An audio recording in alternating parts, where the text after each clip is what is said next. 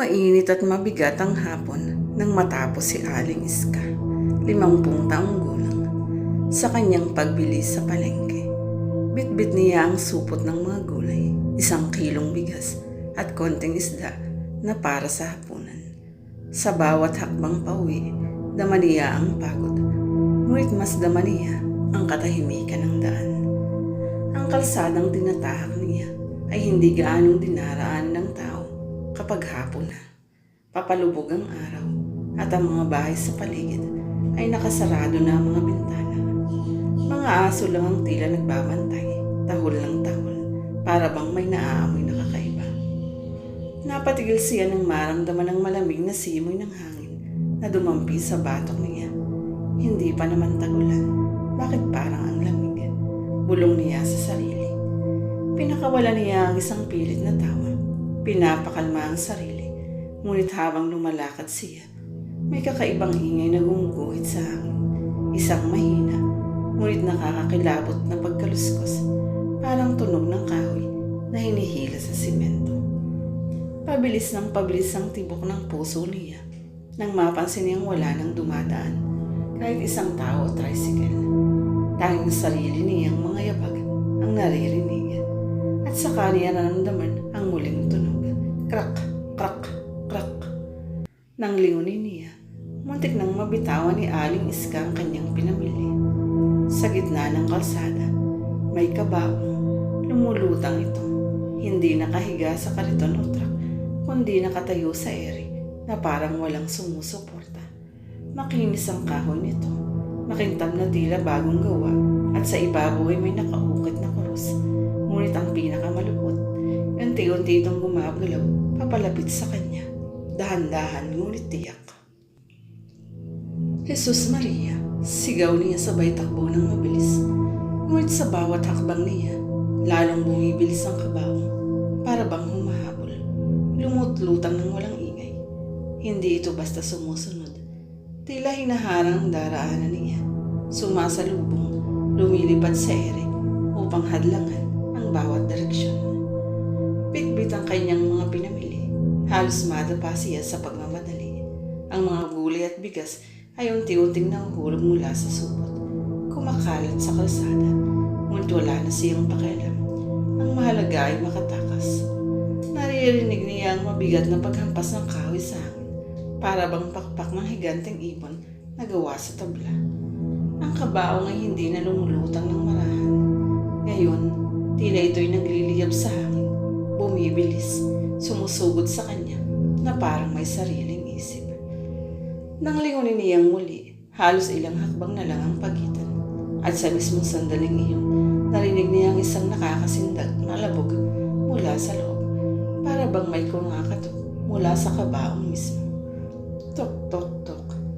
Halos masiraan siya ng bait. Hindi lang pala lumilipad ang kabaong. Tila may laman ito. Mabilis siyang lumiko sa isang makipot na eskinita. Doon nagtatayugan ang mga damo at may mga lumang bahay na parang iniwanan ng panahon. Sa likod niya, narinig niya ang kabaong na dumaan sa kanto. Halos mabangga ang mga dingding, ngunit patuloy na sumusunod. Diyos ko, iligtas mo ako. Dasal niya habang halos mahulog ang tsinelas.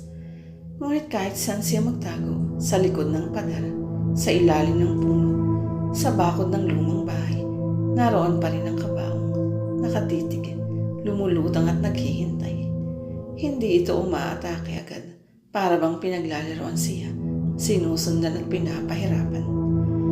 Habang tumatakbo, biglang sumagi sa isip ni Aling Iska ang isang ala-alang matagal na niyang kinalimutan. Noong siya'y dalaga pa, may isang patay na inilibing sa kanilang baryo. Isang batang lalaking walang kamag-anak. Siya at ang ilan pang kabataan ay nakaisyoso noon. Ngunit dahil sa kakulitan, binuksan nila ang kabaong bago pa manilibing. Sa loob nito, nakita niya ang bangkay na nakaputing damit. Malamig ang balat at maputla ang mukha. Ngunit hindi siya natakot noon. Bagkus nagtawanan sila, may isa pang nagsabi, bukas hahabulin ka niyan. At ngayong gabi, tila bumabalik ang sumpa. Ang kabaong na lumilipad. Baka iyon ang mismong batang inilibing noon.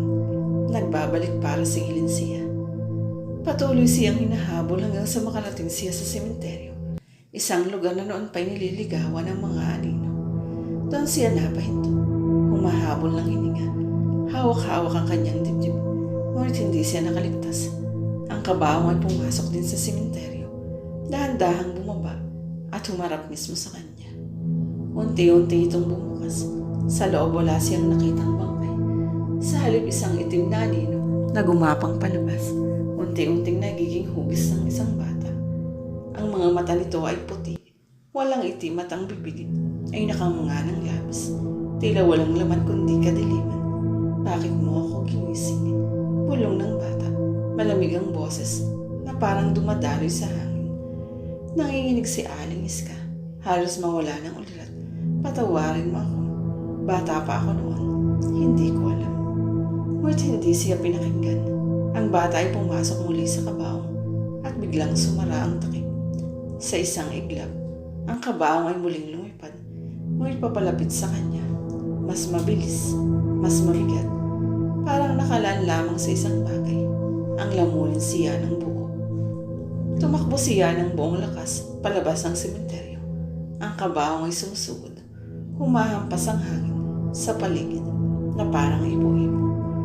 Dumudugo na ang kanyang paa. Sugatan na ang kanyang binti. Ngunit hindi siya tumigil. Sa mismong sandaling akala niya iaabutan na siya, biglang sumikat ang unang sinag ng araw. Ang kabaong ay tila natamaan ng apoy. Nagliyab sa ere at dahan-dahang naglaho. Napaupo si Aling Iska sa gilid ng kalsada. Hingal na hingal. Halos hindi makapaniwala na buhay pa siya. Ngunit bago ito tuluyang mawala, narinig niya ang huling bulong na dumadaloy sa hangin. Hindi ito ang huli.